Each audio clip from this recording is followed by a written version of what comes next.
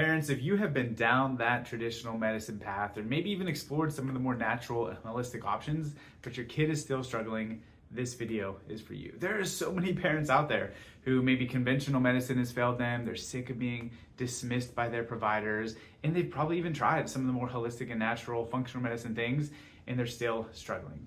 Well, if those two options haven't really cut it for you, you might not realize that there is a third choice, and that is what this video is going to dig into. What is that third option when conventional medicine and more holistic and functional medicine options have failed too? Well, this new approach might feel new to you, but really it's been around for over 125 years here. And let me explain what the three options that we're talking about are and what that third one really looks like and how that can make a difference for your kid. Number one is more conventional and traditional medicine. That's what most people start with. That's probably how you were raised, and that's really what's pervasive within the culture, although that's shifting.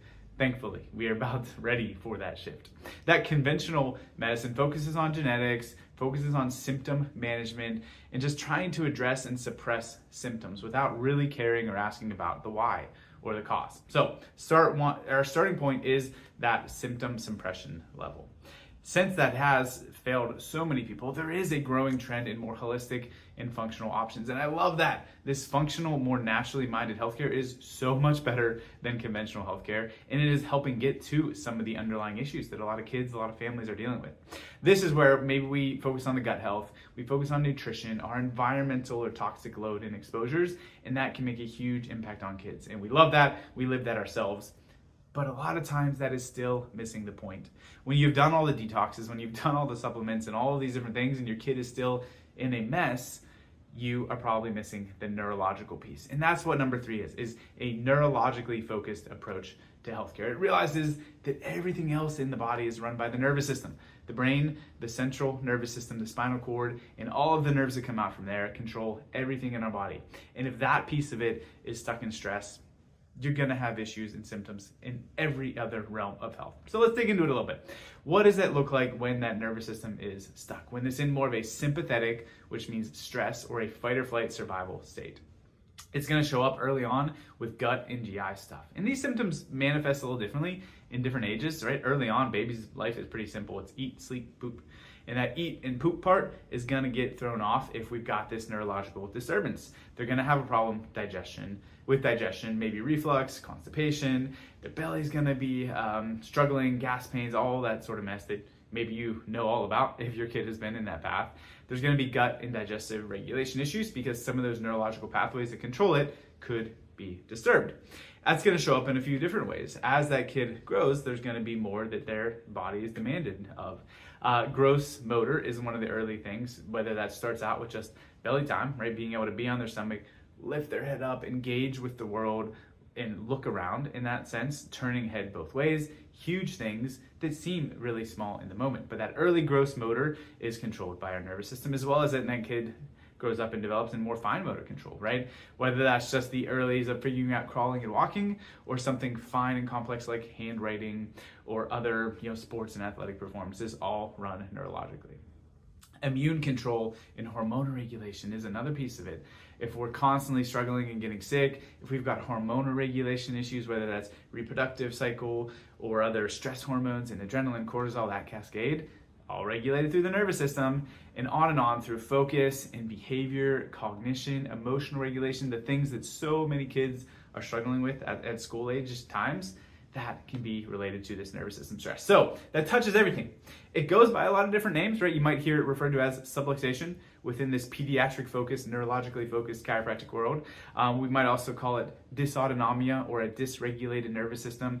Vagus nerve disorders is another thing because that vagus nerve is such a key regulation piece of the nervous system. It's gonna get labeled different things, but it's the same concept. It's that underlying operating system of your body, dysfunctional and struggling. The symptoms might look differently, but we're not focused on the symptoms like that conventional healthcare approach. We're not just trying to suppress and manage symptoms, we're really wanting to address the cause. And that's what I love this fuse box poster here. If you're a patient at Thrive, you know we talk about this all day, every day. That behind the scenes part is on my left here. And that behind the scenes is your nervous system. It is the brain, the central spinal cord, and everything else that entails. This runs it all. But then the downstream of it, that secondary piece, is the symptoms, right? It is, how does that show up in life? And we can start to connect the dots between different areas of stress behind the scenes and how that relates to different symptoms and struggles. But the point that we always talk about is that this column that I'm gonna knock over, this column on the right, the symptoms and the life things for your kid, they matter and we care about them, but the way we get to the bottom of them is here. It's optimize that neurological piece, because if that is stuck, if that behind the scenes is struggling, you're never really gonna get to the end result that you need. No matter how many supplements and cleanses and GI things that you do, if your nervous system can't regulate and process those supplements and bring them in, you're not really doing any good. You're wasting your money and your time and your energy. Those are all good things, right? Don't hear me wrong. Like I said, I love that stuff. We live it in our own family, but you're gonna be not getting the results you need if you're putting those things into a sympathetic, stressed out system. Where does this often start? We'll kind of wrap up with this kind of where does it come from concept. Well, one, it can be early on in life, and that is the key. Early life challenges and stressors matter more. They show up in a bigger way because our kids are developing more early on. And that early trajectory that they get put on, a kid stuck in stress and stuck in a fight or flight mode in that first couple of days, months, years of life, that affects their future growth trajectory forever, right? It sets the tone of their nervous system. So some of the early things we see having a huge impact, the three most common ones would be pregnancy stress, anxiety in pregnancy, complications in your pregnancy, things that push mom into that fight or flight stressed out state. It's going to affect the kids developing neurology too. That is going to lead to then how the birth process goes. A lot of times a birth process that has different interventions, whether that's full-blown forceps, vacuum extraction, C-section, those have major physical damages in that really sensitive, really important upper part of the neck where the brainstem lives. That is going to majorly set a kid into stress. But there's so many other pieces of that that don't get necessarily named or thought of as a problem that have a huge impact, whether that's a cord wrapped around the neck at birth, or even just the doctors and the midwives' hands pulling, guiding, turning, and twisting that newborn head and neck out of the birth canal. In utero constraint, how they were positioned in that labor that goes too long, labor that goes too short. Basically, birth is a stressful event, and even the most boring, amazing of them have a lot of issues and a lot of stress that gets passed into kids. So that is why we are so passionate about checking kids right away as soon as possible after that birth process, because we can undo a lot of these damages and get that kid heading in a better trajectory from minute one of life.